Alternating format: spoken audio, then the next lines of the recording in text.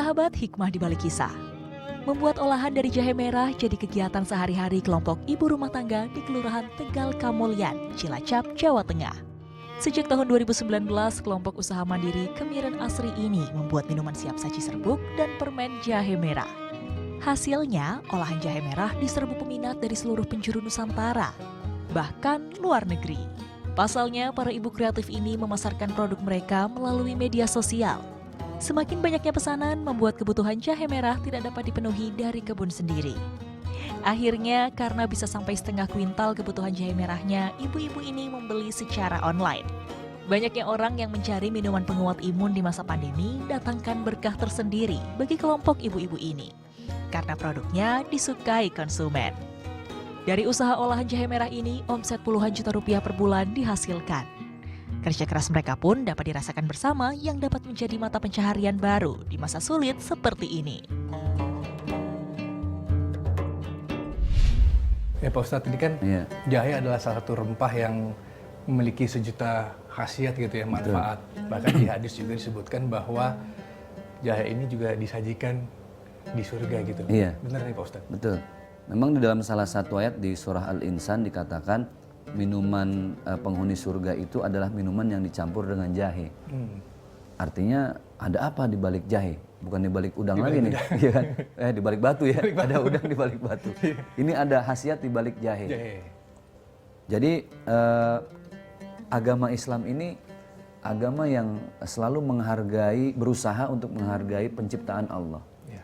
Inna fi khalqis samawati wal ardi wa ikhtilafil laili wan nahar la ayatil liulil albab. Tapi penciptaan Allah ini jadi pelajaran bagi mereka yang mau bertadabur, mau berfikir. Jahe adalah salah satu rezeki dari Allah. Kalau sekarang nih ada buah naga yang buat kesehatan ya. Kemudian juga ada kencur dan lain sebagainya. Apalagi lagi masa-masa Covid nih kan. Itu semua laku, termasuk madu. Jadi betul deh, Al-Quran ini sudah memberikan begitu banyak pemaparan secara umum tentang kehidupan kita termasuk dunia kesehatan. Sekarang semua orang berlomba-lomba untuk balik ke herbal. Dan sebisa mungkin menghindari obat-obat kimiawi. Kan gitu, lagi musim Covid kayak begini. Makanya coba lihat, yang paling laku tuh ratingnya ya jahe, ya madu gitu kan. Bahkan air zam-zam, buah tin, buah zaitun. Nah itulah beberapa tumbuhan-tumbuhan yang sudah Allah sebut, watini wazaitun. Begitu banyak hikmahnya, kurma. Nah, maka gini, baginda Rasulullah SAW, beliau hidup 63 tahun, sakit cuma 2 kali. 2 kali. Karena pola makan. Sarapan beliau cuma air putih dicampur madu, kemudian kurma 7 butir. Dan itu membuat beliau tahan makan sampai jelang siang. Maka polanya sehat. Kenapa? Karena aslu kulli da'in al-bardatu. Sumber segala penyakit itu dari perut.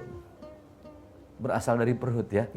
Ya diabetes, ya jantung koroner. Semua kan tergantung bagaimana pola makan kita.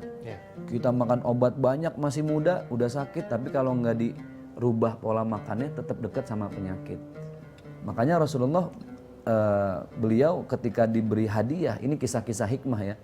Diberi hadiah dari raja-raja, diterima sama Rasul, diantaranya adalah hadiah dokter. Suruh terus mendampingi Rasulullah, khawatir Rasulullah perlu seorang dokter. Itu nggak lama dokternya pulang kampung. Dokternya bingung karena Rasul nggak pernah sakit. Dokternya bingung, kok nggak pernah sakit ya Rasul? Nahnu qaumun la na'kulu hatta naju'a wa idza akalna la nasba. Kami ini satu kaum yang kami tidak akan makan sebelum lapar. Dan kalau kami makan tidak akan sampai kenyang. Nah itu.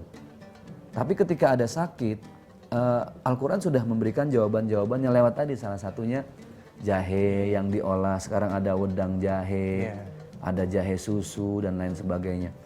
Maka wah Islam ini betul-betul komprehensif membahas semua masalah kehidupan termasuk permasalahan dalam memberikan obat di setiap penyakit gitu. Kalau untuk selain jahe nih Pak Ustadz, apakah memang tanaman-tanaman atau rempah yang lainnya juga wajib dikonsumsi yang juga tentunya untuk baik untuk kesehatan Pak Ustadz? Kurma, madu, buah tin, buah zaitun, kemudian yang lagi ngetren sekarang propolis. Propolis. Propolis itu kan dia lem yang keluar dari lebah untuk merekat rumahnya kan. Ya. Ini juga dari zaman Yunani, bahkan dari 3000 sebelum Masehi, propolis ini sudah ada gitu.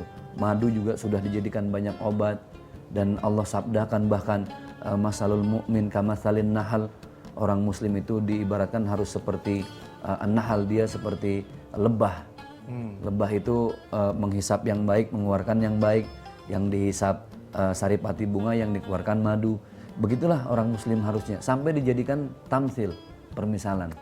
Makanya sekarang ini banyak ustadz-ustadz atau dokter yang mengkaji ketika orang sudah punya banyak penyakit, mentok, nggak bisa berobat kemana-mana lagi, baliknya kemana? Back to nature, kembali ke alam, karena alam itu adalah obat terbaik untuk segala penyakit. Makanya sekarang laku lagi nih kelapa hijau, ya kan, di zaman sekarang ya. Terus laku lagi daun-daun jinten, kemudian sereh dan lain sebagainya, pandan. Artinya memang kita diajarkan untuk kembali kepada alam sebagai bentuk kepedulian kita terhadap alam, karena obat terbaik sudah diciptakan oleh Allah Subhanahu wa taala. Ada masanya nanti obat-obatan yang bersifat kimiawi justru bakal jadi penyakit buat tubuh kita. Maka kembalinya ke alam gitu. Ya Pak Ustadz, ini kan selain jahe kan banyak juga nih jenis-jenis tanaman herbal gitu yang dijadikan mungkin obat, vitamin ataupun konsumsi setiap hari. Nah ini sebenarnya dianjurkankah dalam Al-Quran? Makanya saya mikir gini ya, salah satu hikmah COVID, kita tuh jadi melek herbal gitu loh. Orang berebut sekarang nyari kustul hindi. Wah, itu apa yang sudah dikonsumsi oleh para sahabat sekarang dicari. Dulu ngetren habatus sauda. Oh, dicampur sama madu gitu ya. Orang sekarang udah jenuh, sampai titik jenuh karena ketika kita mengkonsumsi obat yang itu sangat kental dengan kimiawi, akhirnya justru mempengaruhi saraf, mempengaruhi tubuh, otak, ya, darah. Tapi ketika balik ke nature, ke herbal, seperti habatus sauda tadi dicampur dengan madu, itu beda. Karena apa? Kita kembalikan kepada alam. Nah, itulah kenapa Rabbana ma khalaqta hadza batila. Ya Allah, tidak ada yang kau ciptakan ini sia-sia. Subhanaka faqina adzabannar. Maha suci engkau ya Allah. Maka jauhkanlah kami dari azab atau siksa api neraka. Nah, ini mulai melek nih sekarang nih orang nih. Sudah mulai melirik jahe merah, melirik buah zaitun, kurma udah ada yang di jus, ya kan? Ada jus kurma. Alhamdulillah. Artinya orang akan semakin mencintai Islam. Kenapa? Karena apa yang sudah dikonsumsi di zaman Rasulullah dan itu terbukti dengan Rasulullah 63 tahun sakit hanya 2 kali, orang akan semakin mencintai Islam dan kepo. Wah, ternyata betul ya, agama Islam itu agama yang canggih. 14 abad yang lalu Rasul sabdakan, tapi banyak terbukti di hari ini. Gitu Bang. Oke, baik Pak Ustadz, ini apapun bentuknya gitu ya, mau jahe merah atau herbal lainnya, yang penting bermanfaat buat kesehatan tubuh kita Pak Ustadz. Oke, selalu ada hikmah di balik kisah. Saya Dapsul Negara bersama Ustadz Zaki Mirza pamit. Terima kasih. Wassalamualaikum warahmatullahi wabarakatuh. Waalaikumsalam warahmatullahi wabarakatuh.